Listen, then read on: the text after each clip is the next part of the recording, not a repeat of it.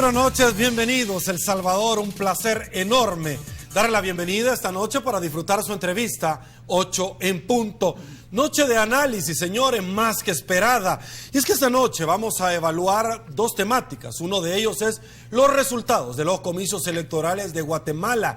De que hay análisis, quédese con nosotros, ya verá. Y por supuesto vamos a conocer la resolución de la Sala de lo Contencioso Administrativa que emitió este día con relación a los asesores y los montos que se les pagan dentro de la Asamblea Legislativa. En segundos vamos a hablar de eso en nuestra propuesta de esta noche.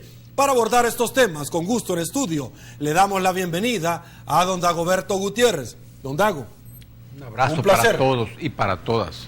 Un gusto, ya le tenemos semita, cumplimos. Un gran paso esto, casi histórico. Sí. Con gusto en estudio le damos la bienvenida a nuestro invitado, don Alberto Arena, economista y analista político. Don Alberto, un placer, su pedazo de semita también a la orden. Muchas gracias, un saludo a los panelistas, compañeros de este espacio y también, por supuesto, a la audiencia de este interesante programa. Muchísimas gracias. También en estudio le damos la bienvenida al doctor Oscar Godoy. Doctor, un placer. Buenas noches, un saludo. Un gusto. Saludamos, señores, inmediatamente a quien gentilmente, noche tras noche, hace posible el primer segmento de esta, su entrevista, 8 en punto, como lo es Banco Agrícola. Querida patria, vieras qué diferente es todo acá. Es fácil darse cuenta que donde yo estoy, casi todo es más grande. Pero las cosas que uno más extraña son las que son más grandes donde vos te has quedado. Allá son más grandes los sueños, las ilusiones, los corazones de la gente y sus sonrisas. La distancia me ha enseñado muchísimo desde que nos separamos, mi querida patria.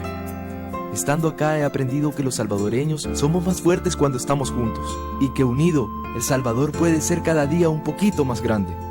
He aprendido que vos nunca estás lejos. Y es que un salvadoreño se puede ir de su país, pero el país jamás se va de un salvadoreño. Nuestro gran sueño siempre ha sido poder estar cerca. Unidos, podemos soñar juntos y transformar nuestro país. Banco Agrícola y El Salvador, juntos, por una banca más humana. Y bueno, señores, arrancamos con el segundo tema, y es que ya lo habíamos adelantado, el orden de los factores no altera el producto. Esta noche, ya lo habíamos adelantado, hubo resolución por parte de la Sala de lo Contencioso Administrativo. ¿En qué sentido? Bueno, el comisionado para acceso a la información pública, el licenciado Jaime Campos, con gusto nos va a explicar, a quien le damos la bienvenida vía telefónica esta noche. Licenciado Campos, un placer tenerlo en su casa. Hola, muy buenas noches, Sergio, un gusto, un saludo para todos los amigos televidentes. Un gusto. Licenciado Campos, cuéntenos un poquito, porque hemos hablado tanto de los asesores en la Asamblea Legislativa. Recordemos cuando el presidente Sigfrido Reyes estuvo en este órgano del Estado, negaron la junta directiva y se le impuso la correspondiente multa por el instituto al cual usted dignamente representa, por no dar a conocer nombres y montos de los asesores. Estos más tarde recurrieron a la Sala de lo Contencioso Administrativo. Este día hay resolución, cuénteme un poquito. Sí, esta tarde hemos sido notificados en el Instituto de Acceso a la Información Pública sobre la resolución emitida por la Sala de lo Contencioso Administrativo, en la que se ordena a la Asamblea Legislativa poner a disposición del público en el portal de transparencia el listado de los asesores con su respectivo salario y el partido al cual se encuentra inscrito. Esto significa que prácticamente luego de casi 2 años de estar el proceso en la Sala de lo Contencioso, finalmente se le dio la razón al instituto de que esta información es pública. Sin embargo, la multa que deben de pagar, si me equivoco me corrige, esa no se va a hacer efectiva, ¿cierto? La Sala también determinó que la multa impuesta a los miembros de la Junta Directiva de la Asamblea era ilegal. La base que tuvo la Sala de lo Contencioso para decretar ilegal la multa fue que esta multa fue impuesta por el instituto debido al incumplimiento a una medida cautelar decretada durante el procedimiento. La Sala determina que no había necesidad de decretar dicha medida cautelar y en consecuencia declara que no ha lugar a la multa. Ok, rápidamente por efectos de tiempo. Lo principal sigue a lo accesorio. ¿Cómo es que de pronto la sala de lo contencioso determina, sí hay que dar a conocer esta información, pero la multa no procede? Debo de preguntarle rápidamente, además, que la sala no tiene por qué tener conocimiento porque la ley misma de acceso a la información pública no la faculta para eso. ¿En algún momento han valorado ustedes acceder a la sala de lo constitucional, licenciado? Bueno, por el caso en particular, debo decirte que a pesar de que la sentencia de la sala de lo contencioso pudiese parecer contradictoria, en realidad creo que sí se ha hecho justicia en el sentido de que en lo principal la sala de lo contencioso indica que toda esta información relativa al listado de los asesores y las remuneraciones es de carácter público. En ese sentido yo quizás daría mayor prioridad a este aspecto y bueno, el tema de la multa puede estar discutible, pero en este caso es lo que ha determinado la sala. Perfecto. Licenciado Campos, comisionado del Instituto de Acceso a la Información Pública, mil gracias por el tiempo destinado a su entrevista 8 en punto. A ustedes, por favor, y muy buenas noches. Muy buenas noches. Y bueno, señores, obviamente la sesión plenaria dentro de la Asamblea Legislativa se está desarrollando todavía a esta hora de la noche. Reacciones y posiciones encontradas, seguro que las hay. El tema de todo esto es verificar si de aquí para adelante se va a cumplir a cabalidad la resolución en dar a conocer los asesores y no van a empezar con tácticas dilatorias. Queremos saber de esto desde la Asamblea Legislativa. Guadalupe Bonilla, un placer, 8 en punto. ¿Han habido reacciones? Claro que sí, Sergio, hay reacciones de los diferentes partidos políticos y lo que han dicho es que, bueno, pues que hay que aceptar esta sentencia de los magistrados y pues en el caso de Arena, pues ellos han recordado que son los primeros que pidieron que esta información no siguiera oculta dentro de la Asamblea Legislativa y que se publicara tal cual por considerar que no debería ser una información reservada. También hemos hablado con el coordinador general del FMLN, él está esperando revisar detenidamente el documento que sale de la Corte Suprema de Justicia. Sin embargo, pues él también ha dicho que a su juicio personal, pues esta información, este tipo de documentos y de datos en las instituciones públicas no deberían ser consideradas como secretos de Estado, dice él, y pues que tiene que iniciarse acá en la Asamblea Legislativa con más énfasis una política de transparencia para pues generar más confianza en la población y no seguir ocultando algunos detalles que por obligación deberían hacer públicos todos los funcionarios del Estado. Sergio, y esas son las reacciones que hemos tenido. Los diputados están esperando, como te digo, recibir el documento oficial, la notificación oficial de la sala y para también despejar algunas dudas que hay, por ejemplo, qué pasa con las multas que ya habían pagado en el caso de los diputados de Arena, que fueron los que acataron el fallo que en aquel entonces les ordenaba pagar una multa por no entregar el listado de asesores. Ok, en Televisión Nacional el abogado les va a contestar rápidamente que esa multa la perdieron, así como muchos pagaron el FONAT y luego la perdieron, de la misma forma la pagaron, la perdieron. Gracias, Lupita, un placer. Vengo a estudio y voy con usted, don Dago. Su opinión, resolución, sale lo contencioso. El 5 de septiembre murió en Venezuela Vladimir Ruiz Tirado, que fue embajador de Venezuela hace unos años. Brillante, Vladimir recorrió El Salvador desde la primera hasta la última cuadra. Un abrazo a Vladimir, un abrazo a su familia. Incansable luchador revolucionario de Barinas, el estado de Hugo Chávez, vinculado al Partido Comunista, con una sólida formación marxista. Un abrazo al recuerdo de Vladimir. Esta es la última revista de la Fundación Eber. Tiene una temática fundamental, se refiere al Estado. El tema del Estado es siempre una permanente necesidad de estudio. Recomiendo que la busquen y que la lean. Hoy hay en el mundo una escuela impresionante de cinismo y de vergüenza. Miles y miles de refugiados que vienen de los territorios en guerra, financiada, organizada, armada por potencias europeas y por los Estados Unidos, huyendo de esas guerras, refugiados, están llegando a Europa y justamente a los países que organizaron la agresión contra Siria, contra Libia y contra esos países. Hoy esos gobiernos se hacen indiferentes, se hacen los sordos y los ciegos. Es importante que asuman las consecuencias de sus políticas y de sus guerras. Es deseable que el conflicto en la frontera colombo-venezolano se resuelva de la mejor manera. Que en esa frontera haya libertad de las bandas paramilitares. Que en ninguna parte afecte negativamente la economía de la otra parte. Y que el valor de las monedas de esos países se respete. Eso es fundamental. Ahora, el tema que tenemos entre manos es de maravillas. Es la relación de lo público y lo privado. Uno entiende que lo público es aquello que no pertenece a nadie. Lo público no es propiedad del Estado, ni es propiedad de la gente.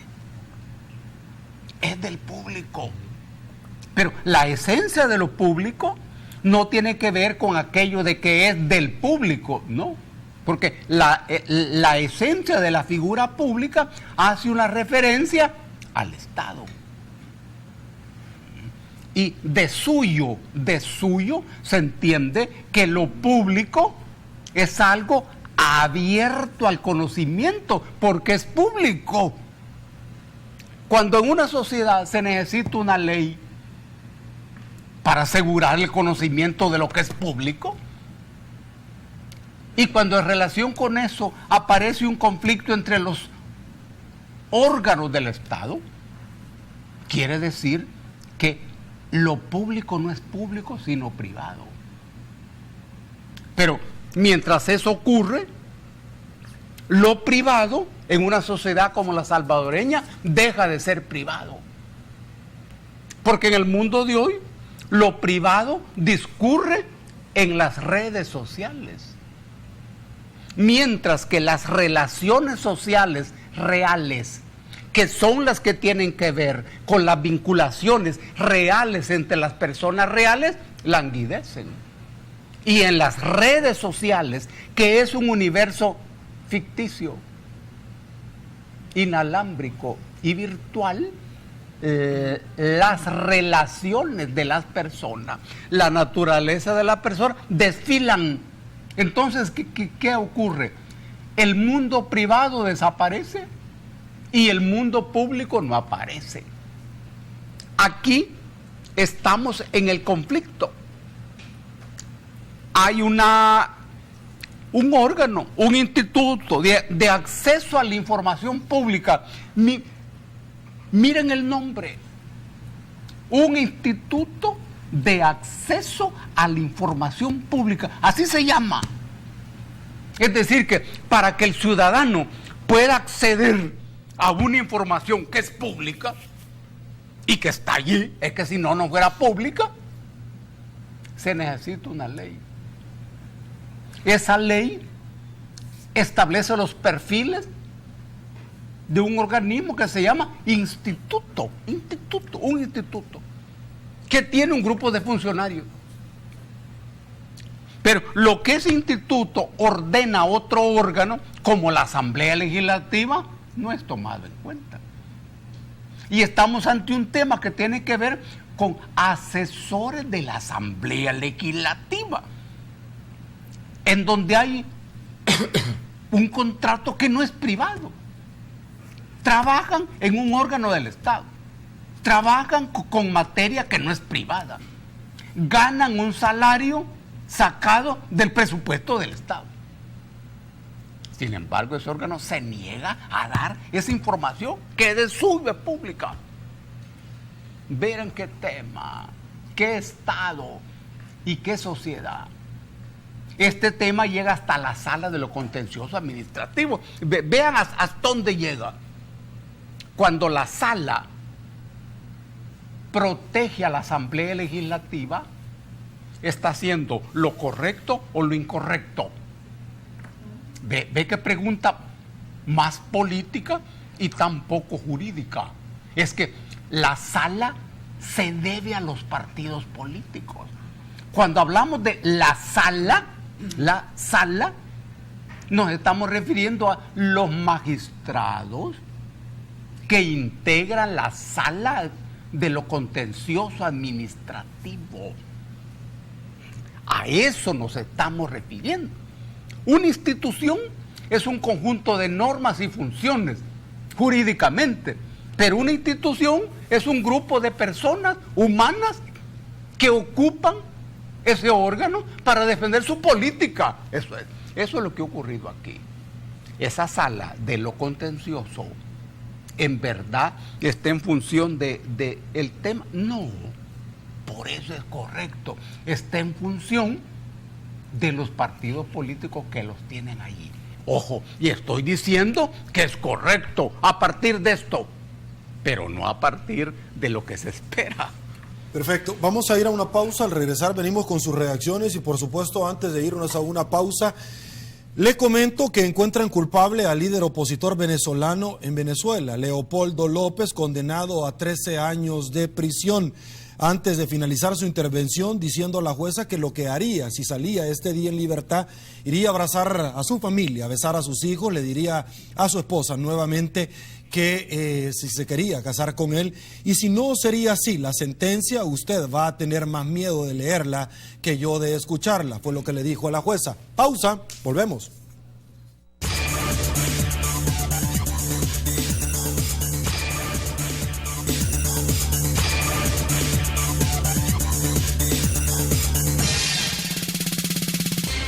Estamos de regreso, mil gracias El Salvador. Quedamos pendientes del análisis de don Alberto y el doctor Oscar Godoy con el tema de los asesores, Asamblea Legislativa, por favor.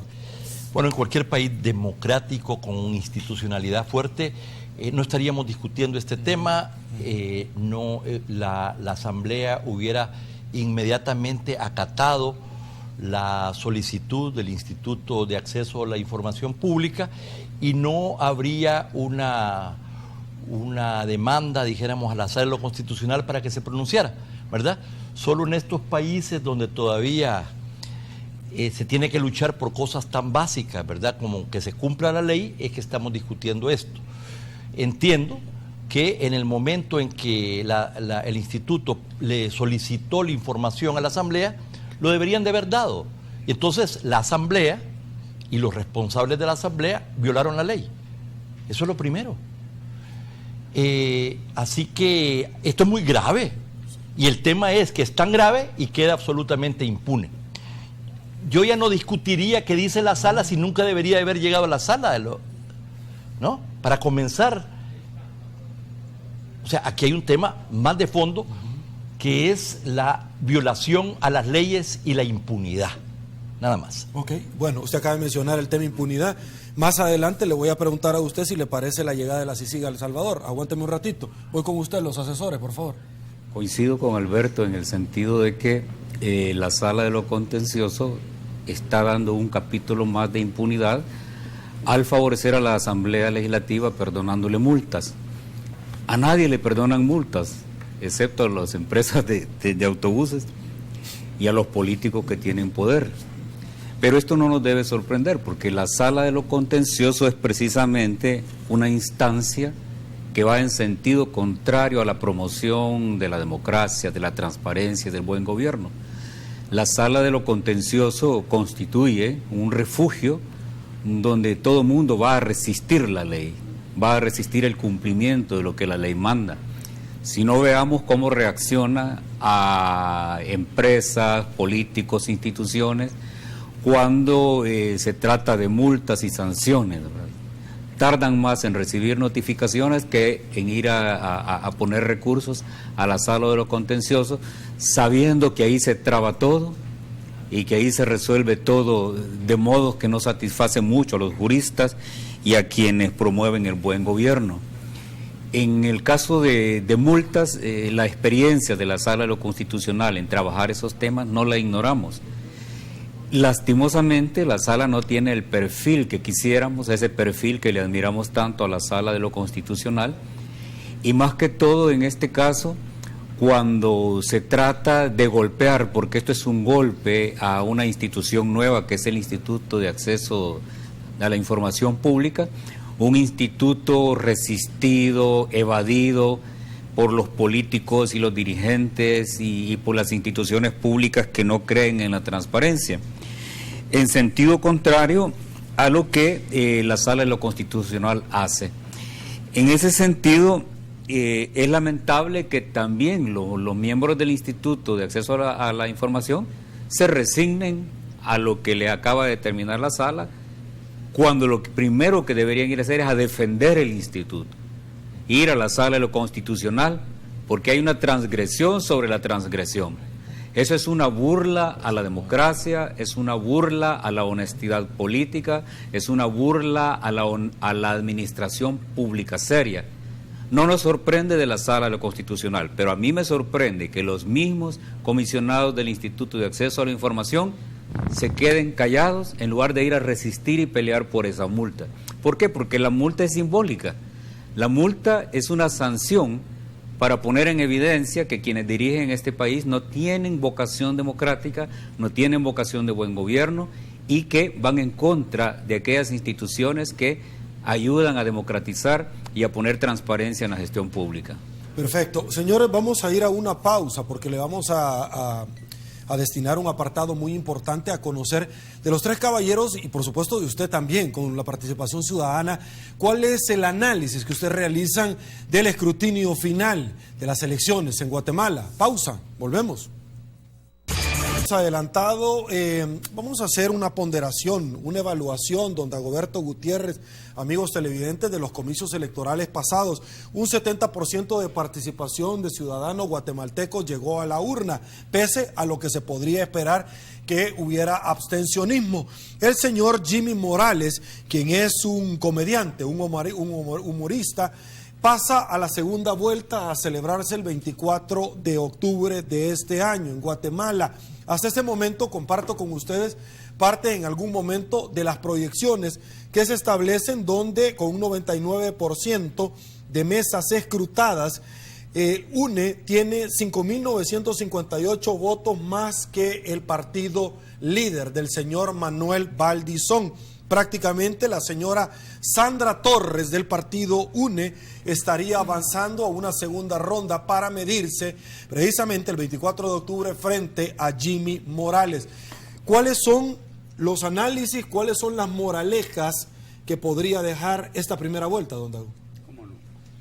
Miren, antes de eso, por favor, a la gente del Instituto de Acceso a la Información Pública, tomen muy en cuenta lo que aquí se ha dicho.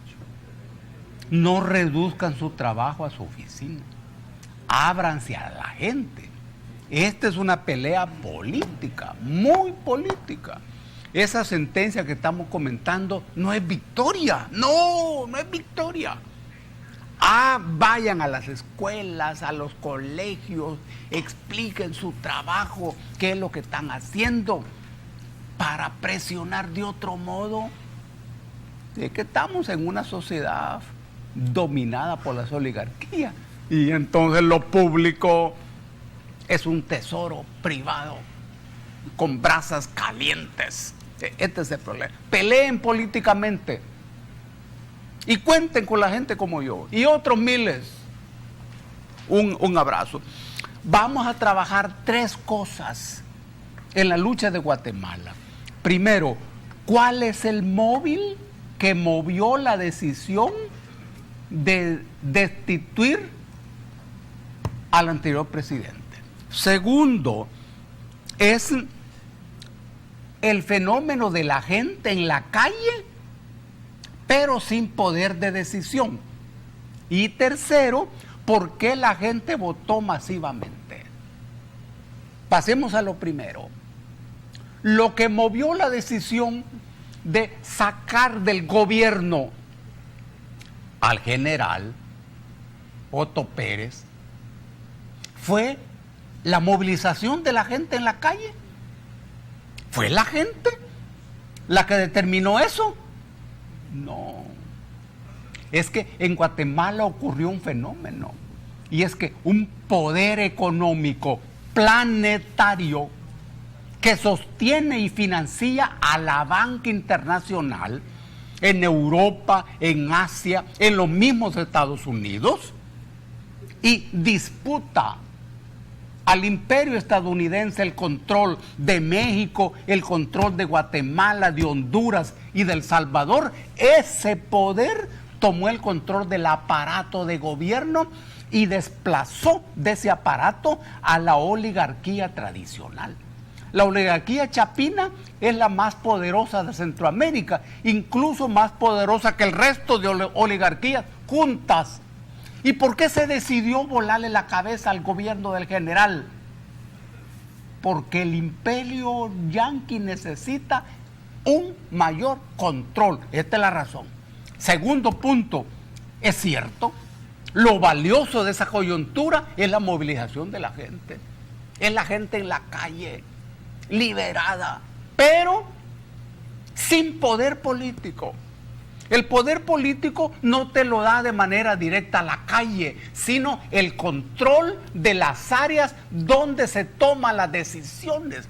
Si vos tenés control de esas áreas, tenés poder político. Y en Guatemala, al igual que aquí, la gente no tiene ningún control de esas decisiones porque la gente carece de representantes. Tercer punto. ¿Y por qué la gente votó masivamente en esta ocasión? Este es un misterio. Un 70%. ¿Hay democracia en Guatemala? Sí. ¿Y hay dictadura en Guatemala? Sí. Es que toda democracia es una dictadura. Y toda dictadura es una democracia. En tu cabeza no debes separar el cielo y la tierra. No, no. Porque vos pensás el cielo solamente desde la tierra. Bueno, y entonces, es que la gente acudió masivamente para golpear a los más vinculados a la corrupción y hasta al narcotráfico. ¿Qué es lo que explica la victoria de un cómico, como dicen, de un cómico? Un tal fulano el tal. Es que la gente votó en contra del seguro ganador, del victorioso por los 24 costados, y entonces, pero ocurre que ese victorioso hoy aparece de último en la lista. Y el que era perdedor aparece arriba en las votaciones y el virtual presidente, es decir, ese fue un voto en contra. Ahora, y la gente de Guatemala, ¿sabe quién es Jimmy Morales? No, la gente dice, es un cómico. Y la gente dice, es conocido. Aquí atengámonos a la figura griega. Los griegos crean una palabra que se llama respeto. Esta palabra viene del griego respitieri. Mira qué interesante. Respitieri quiere decir ver adentro. Es decir, yo respeto a una persona que conozco y yo conozco a una persona cuando veo adentro de ella. Veo adentro de ella. Ahora bien, ¿y la gente de Guatemala conoce a Jimmy Morales? ¿Sabe quién es Jimmy Morales? Vos conocés políticamente a una persona cuando sabés cuáles son los intereses que esta persona defiende y representa. Mientras no sabes eso, pues no lo conoces. Pero esperemos. Don Dago, rápidamente, amigos televidentes, antes de dar paso a los dos caballeros. Manuel Valdizón grita fraude y conatos de protesta se desatan en algunos municipios de Guatemala. Una persona que por segunda oportunidad trata de llegar a la silla presidencial. Y el Congreso de Guatemala pospone elección de vicepresidente. ¿Por qué está haciendo Valdizón esto? ¿Es una estrategia? Qué importante. Miren qué escuela. Es que Valdizón es el poder real de esos tres candidatos. Además, don Manuel era el que estaba seguro de ganar eso en bicicleta. Y miren cómo la crisis coyuntural le frustra por ahora a don Manuel eso. El hecho de que le gane la votación la niña Sandra Para don Manuel es exasperante, me imagino. Y está estableciendo esa resistencia. Uno no sabe hasta dónde llega. Bueno, ya hay suspensión. Sí. Claro. Es decir, que eso de Guatemala está pendiente todavía. Perfecto. Moralejas, don Alberto. Bueno, el que iba de primero y que nadie discutía que iba a ganar, el hombre vinculado a los poderes reales y a los poderes fácticos y al dinero y a todo el financiamiento, es el que llegó en tercer lugar y ahora está reclamando de que no ganó el segundo y está recurriendo al fraude para unas elecciones muy observadas con Naciones Unidas, con la OEA de observadores, pero con todos los criterios de una observación electoral seria, o sea que no creo que ahí pueda haber fraude así nomás. Creo que el señor Jimmy Morales es lo que se llama en inglés un outsider, alguien que viene, que es considerado de afuera, que no es un político profesional, y más que captar votos de simpatía, lo que captó fueron votos de castigo para los políticos tradicionales corruptos, ¿verdad? Y él fue el que capitalizó entonces todo este descontento en los medios, en la calle, a nivel internacional, contra precisamente quien de alguna manera encarnaba el establecimiento político corrupto guatemalteco. Y ese era precisamente este señor Valdizón. Claro, eso no hubiera sido posible si no hubiera habido una institución que realizara las investigaciones y que tuviera el poder y el respaldo para hacerlo. ¿Cómo cuál, don? En este caso es la CICIG. Ok, déjeme comentarle una situación para que usted tenga obviamente engranaje para seguir hablando. El día de ayer, desde la cárcel de Matamoros, un representante, un miembro de CNN, accedió al presidente Otto Pérez Molina y todos los que estuvieron presentes a preguntas del entrevistador dijo de que para ratificar la ampliación del término de la CICIG, Estados Unidos lo presionó. Siga, por favor. Bueno, entiendo yo que él estaba en contra, pero bueno, ahí entiendo que hubo muchos condicionantes. No hay duda que la CICIG no hubiera sido posible si poderes superiores no hubieran prácticamente impuesto, ¿verdad?, esa institución. Solo que en este caso yo digo, qué bueno que en este caso el poder imperial se plantó, ¿verdad?, o condicionó otras cosas para viabilizarlo. Ahí están Naciones Unidas, ahí hay otras actividades, y sin eso no hubiera sido posible lo que estamos viendo. Otra cosa importante, Sergio, es el tema de que la CICIG lo que hizo es fortalecer las instituciones, no sustituirla. La Fiscalía guatemalteca no era una fiscalía independiente y profesional, y como resultado del trabajo de la CICIG y de la colaboración entre ambas instituciones, la Fiscalía guatemalteca se fortaleció. Esto porque hay uno de los argumentos de que no se puede, si la CICIG viniera, sustituiría a la Fiscalía. No. O se pierde democracia. O se pierde democracia, etcétera. Esa sería, dijéramos, un aspecto. Y claro, si no hubiera salido la evidencia que la vicepresidenta Valdetti estaba metida en el tema de la línea y de la corrupción de las aduanas, y que además después se confirmó que quien la respaldaba y que también estaba involucrado el presidente Molina, pues entonces tampoco la gente hubiera salido a la calle porque esto no se hubiera conocido. Y 7 funcionarios más. Y 7 funcionarios más. Así que yo creo que esto es muy positivo, pero eso no quiere decir, acuérdense que contrariamente a lo que sucedió en El Salvador, que fueron acuerdos de paz de verdad, donde hubo un empate en ambas fuerzas y los acuerdos de paz fueron fundacionales de la democracia.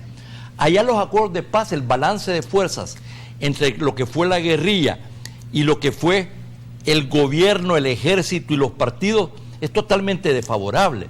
Entonces ahí no hubo un acuerdo de paz fundacional de la democracia. Eso no quiere decir que no hubo participación democrática, pero en general los militares, que es el verdadero poder vinculado a una parte del sector privado y después ya el narcotráfico, han sido los poderes de verdad. Y se dice que el señor Molina estaba vinculado a los aparatos de inteligencia ya desde los años de la guerra. Tanto que el expresidente Serrano hizo unas declaraciones en Panamá que fue él quien organizó el propio golpe de Estado. Y dijo Serrano, habría que ver si es cierto, Serrano de Lidia, que cuando él quiso intervenir en el tema del fraude de aduanas que ya existía desde entonces, que ese fue uno de los factores, dice él, por el cual le dieron el golpe de Estado. Perfecto. Doctor Godoy, bueno, amigos televidentes, la información que comentábamos acerca de la señora Sandra Torres, se los presento acá, parte de la información en una gráfica de pasteles que ustedes pueden obviamente tener acceso en las diferentes redes sociales de 8 en punto. Doctor Godoy, voy con su análisis, por favor. Este caso de Guatemala nos da varias lecciones y nosotros debemos contribuir a esta pedagogía política que implica analizar la realidad. Las elecciones en Guatemala se dan en un contexto complejo porque precisamente se da a días después de haber hecho caer un presidente, que es un simbolismo grande para demostrar que es un sistema que no estaba tan bien estructurado y que tenía debilidades tan fuertes cuando aparece la verdad y el control con un organismo como la CICIG, por ejemplo. El gran ganador de este asunto de Otto Pérez es Jimmy Morales, quien resume el descontento de la gente y el castigo, como bien dice Alberto Arene, y la gente vota por Jimmy porque es uno de los nuestros, es uno de los de abajo, es uno de los desvinculados del poder corrupto que había caracterizado a Guatemala. Y el gran perdedor es Valdizón, ¿verdad?, quien estaba vinculado a esas redes que también están cuestionadas ahora y que por eso vemos esa resistencia en este momento. Pero falta también que ver qué va a pasar en los próximos días, ¿verdad? Valdizón tiene suficiente poder y suficientes recursos como para generar alianzas de diferente tipo que puedan meterle un poco de energía electoral a la señora Torres, pero siempre el elector tiene la capacidad, o debería de tenerla, de resistir este tipo de maniobras y sacar adelante este proyecto. Pero en el caso hipotético de que gane Jimmy Morales, tampoco vamos a creer que las cosas han cambiado en Guatemala. Guatemala es una situación compleja. De hecho, todos los candidatos, que eran muchos los que participaron, provienen de un sistema de partidos estable, pero en permanente descomposición orgánica y en permanente movilidad. Guatemala tiene el índice más alto de partidos nuevos que surgen y desaparecen. Sus candidatos y sus dirigentes no tienen un arraigo democrático ni una identidad ideológica sólida, tampoco tienen antecedentes de ser estadistas, ni tampoco han mostrado tener un compromiso serio con las transformaciones de Guatemala.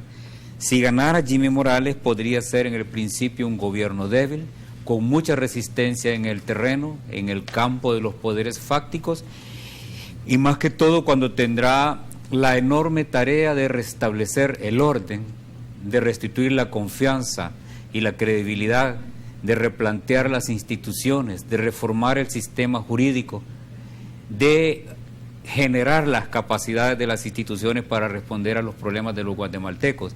Y eso es algo complejo que no se hace sin alianzas concretas en el campo del poder internacional y con el poder de los empresarios honestos de Guatemala. Hay mucho que ver todavía. Ok, saludamos, señores, a la Caja de Crédito de Colón y a todos ustedes que, por supuesto, nos acompañan con sus preguntas.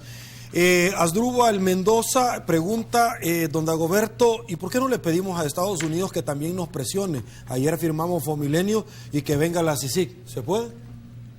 Ah, qué bueno. Y miren, cuando ayer se firmó Fomilenio, Estados Unidos se convirtió en dueño de este país. Y el gobierno le entregó al imperio este país. No se necesita mucho. Estados Unidos para El Salvador no es un factor externo, es un factor interno. Por eso es que ese Fomilenio es una cosa extraña. una carretera en la costa sur. Ya conocemos la carretera en el lado norte. Que ya Mari Carmen ha de saber que no la usa la gente. No la usa la gente, pero sí la usan carros poderosos, con mucha fuerza, Mari Carmen. Averiguate bien eso, embajadora. Ahora, ese imperio, habrá que entender el interés y la conveniencia del control de un pequeño país, sin petróleo, sin uranio, sin hierro. Perfecto. Yo tengo una divergencia. No tengo tiempo, rápido. No tengo tiempo, yo veo el Fomilenio como algo muy positivo. Si el país tiene problemas precisamente para ser competitivo, para producir de manera rentable, exportar, un país que no desarrolló su base productiva, que consume más de lo que produce, que tiene enormes deficiencias de balances comerciales, y que tenemos además problemas de infraestructura logística, de clima de negocios, y además de temas de educación fundamentales para fortalecer la competitividad y desarrollar las fuerzas productivas, don Dago, que me parece que es un tema fundamental, y que es un país que se quedó rezagado. A mí me parece muy importante el Fomilenio, además de una serie de reformas que hubo, precisamente, que con eso Estados Unidos se apropió, pues no me es evidente, y lo veo como algo muy positivo, que costó bastante le costó al país llegar a donde estamos, así que yo lo veo positivo. Ok, vamos a seguir conversando de eso, ya no hay tiempo, pausa, volvemos.